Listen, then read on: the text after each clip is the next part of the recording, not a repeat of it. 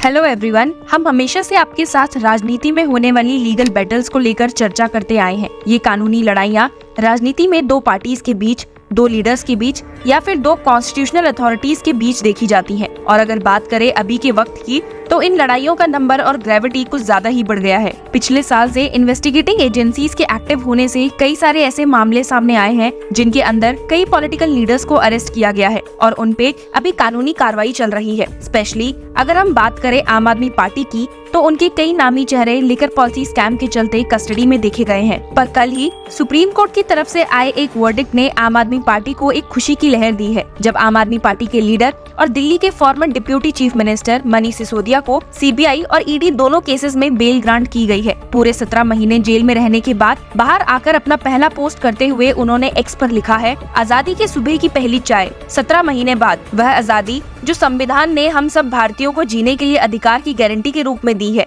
वह आजादी जो ईश्वर ने हमें सबके साथ खुली हवा में सांस लेने के लिए दी है। जहां एक तरफ आम आदमी पार्टी उनकी रिहाई से काफी खुश है, वहीं अब भी सेंटर पर रूल कर रही पार्टी बीजेपी के कुछ लीडर्स ने कहा है कि अभी उन्हें बेकसूर घोषित नहीं किया गया है। ये तो बात हुई दो पार्टीज या फिर लीडर्स के बीच की, पर दिल्ली स्टेट में ही राजनीति के चलते दिल्ली सरकार और एलजी के बीच भी कई लीगल कॉन्फ्लिक्ट्स आए दिन देखने को मिलते रहते हैं। और ऐसा ही एक मामला सुप्रीम कोर्ट ने इस हफ्ते डिसाइड भी किया है। सुप्रीम कोर्ट ने फिर से एक ऐसा फैसला दिया है उस केस में जो दिल्ली के यूनियन द्वारा नियुक्त एलजी और चुनी हुई सरकार national capital territory of Delhi के बीच के विवादों की कड़ी में एक और कड़ी था। आपको याद ही होगा कि ये केस म्युनिसिपल कॉर्पोरेशन एक्ट 1957 के सेक्शन 33BI पर था, जो एलजी को ये अधिकार देता है कि वो म्युनिसिपल कॉर्पोरेशन ऑफ दिल्ली में 10 व्यक्तियों को नॉमिनेट करे जिन्हें म्युनिसिपल एडमिनिस्ट्रेशन में विशेष ज्ञान हो। इस केस में कोर्ट के सामने ये सवाल था कि क्या ये अधिकार एलजी को इंडिपेंडेंट रूप से प्रदान किया गया है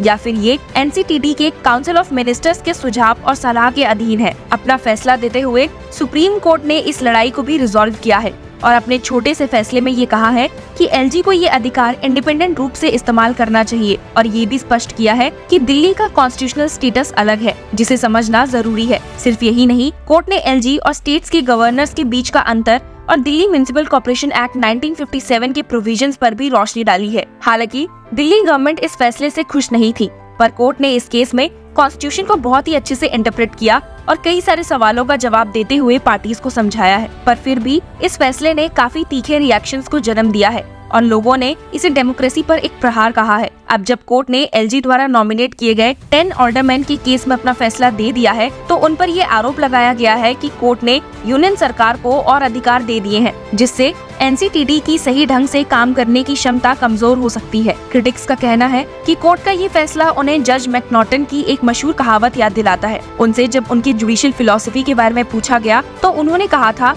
मैं सिर्फ कानून लागू करता हूँ बिना इधर उधर देखे। तो क्रिटिक्स का ये भी मानना है कि ऐसा लगता है कि सुप्रीम कोर्ट ने एमसीडी केस में अपने फैसले में इसी तरीके को अपनाया और संविधान का वर्ड टू वर्ड इंटरप्रिटेशन किया, बिना दिल्ली म्युनिसिपल कॉर्पोरेशन एक्ट के डिटेल असेसमेंट और उसके लॉन्ग स्टैंडिंग कन्वेंशंस पर रेलेवेंस को प्लेस किए। अब ऐसा क्या रेलेवेंस और असेसमेंट था जिसे सुप्रीम कोर्ट ने एलजी वर्सेस एमसीडी केस में इग्नोर कर दिया, और क्यों अब क्रिटिक्स इस फैसले को ऐसे एनालाइज कर रहे हैं? आइए इस वीडियो में समझते हैं। दिल्ली म्युनिसिपल कॉर्पोरेशन एक्ट 1957 का मकसद दिल्ली के म्युनिसिपल एडमिनिस्ट्रेशन को सही ढंग से चलाना है। इस एक्ट के सेक्शन 3 में एमसीडी यानी कि म्युनिसिपल कॉर्पोरेशन ऑफ दिल्ली के स्ट्रक्चर के बारे में बताया गया है। एमसीडी एक ऐसा संगठन है जिसमें सीधे चुनाव के जरिए चुने गए काउंसलर्स और कुछ व्यक्ति जो नॉमिनेट किए जाते हैं वो शामिल होते हैं। खास तौर पर सेक्शन 33B1 कहता है कि एलजी को ऐसे 10 व्यक्तियों को नॉमिनेट करना होता है जो कम से कम 25 साल के हो और जिनको म्युनिसिपल एडमिनिस्ट्रेशन का विशेष ज्ञान या स्किल हो।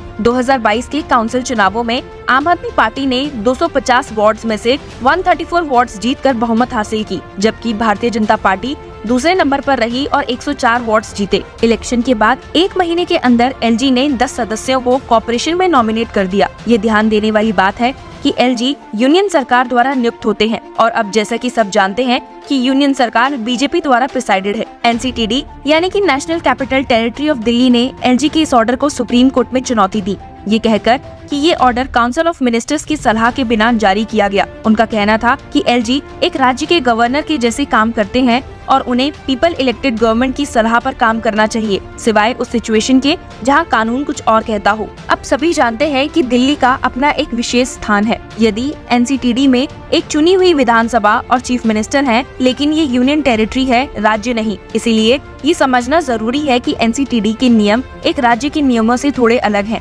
आर्टिकल 239 AA कहता है कि एनसीटीडी के पास कुछ पावर्स हैं जो स्टेट लिस्ट 2 और कॉन्करेंट लिस्ट 3 में दिए गए इश्यूज पर लीगल और एडमिनिस्ट्रेटिव पावर्स को प्रभावित करती है, लेकिन पार्लियामेंट इन पावर्स पर अपना कानून बना सकता है जो एनसीटीडी के कानून पर प्रभावित होते हैं। इसी के साथ एलजी और एक स्टेट के गवर्नर के बीच एक महत्वपूर्ण अंतर है। एक गवर्नर काउंसिल ऑफ मिनिस्टर्स के सुझाव और सलाह पर काम करने के लिए बंधा होता है, लेकिन एलजी को कानून के अनुसार कुछ और पावर्स मिलती है। एलजी को पार्लियामेंट के द्वारा बनाए गए कानूनों के माध्यम से डिस्क्रिशन यानी कि इंडिपेंडेंट चॉइसेस का अधिकार मिल सकता है, जो कि गवर्नर के पास नहीं होता। एक और महत्वपूर्ण बात यह है कि आर्टिकल 239 AA4 का प्रोवाइजो ये कहता है कि अगर एलजी और काउंसिल ऑफ मिनिस्टर्स के बीच मतभेद होता है तो एलजी इस मामले को राष्ट्रपति के पास फैसले के लिए भेज सकता है, और जब तक फैसला नहीं आता एलजी तुरंत कार्रवाई कर सकता है अगर उसे जरूरी लगे। ये क्लॉज एलजी और गवर्नर के रोल्स के बीच के अंतर को और क्लियर करता है। प्रेजेंट केस में अल्डरमैन की नियुक्ति के प्रावधान में बस इतना ही कहा गया है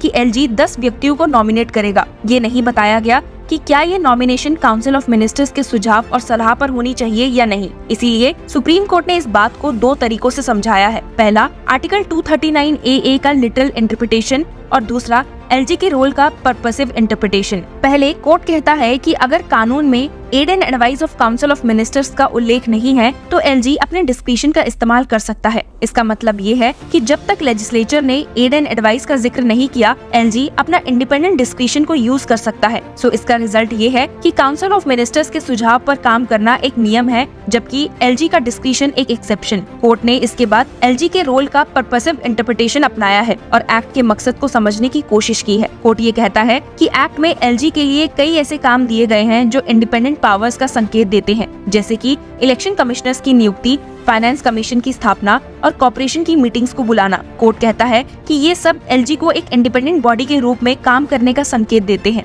लेकिन अब यहाँ पर क्रिटिक्स का मानना है कि कोर्ट की ये रीजनिंग अधूरी है। कोर्ट समझने में असफल है कि इलेक्शन कमिश्नर्स की नियुक्ति, पहली मीटिंग बुलाना और ऑल्डरमैन की नियुक्ति को एक जैसे रंग से कैसे देखा जा सकता है। उन्होंने कहा है कि कोर्ट को ये समझना चाहिए था कि ऑल्डरमैन की नियुक्ति एक चुनी हुई सरकार का हक होता है, जो एलजी के अधिकार के इंडिपेंडेंट डिस्क्रिशन के तहत नहीं आना चाहिए। कोर्ट को इस विषय में एक गहराई से विचार करना चाहिए था और अपनी रीजनिंग को उचित तरीके से बताना चाहिए था। क्रिटिक्स ने एक और अहम मुद्दा उठाया है जो कोर्ट से छूट गया, वो था ऑल्डरमैन की नियुक्ति के संदर्भ में कन्वेंशंस का argument. Senior advocate Abhishek Manu Singhvi ने कोर्ट में ये आर्गुमेंट रखा कि एलजी के द्वारा ऑल्डरमैन की नियुक्ति काउंसिल ऑफ मिनिस्टर्स के सुझाव पर एक लंबे समय से चली आ रही कन्वेंशन के अनुसार होती थी। पास में कोर्ट्स ने ऐसे ट्रेडिशनल कन्वेंशंस को महत्व दिया है और उन्हें कॉन्स्टिट्यूशनल प्रोविजंस के इंटरप्रिटेशन में ध्यान में रखा है, लेकिन कोर्ट ने इस आर्गुमेंट को नजरअंदाज कर दिया, जिससे आगे चलकर कन्वेंशंस और ट्रेडिशंस के प्रति डिसओबीडियंस की संभावनाएं बन गई है। अंत में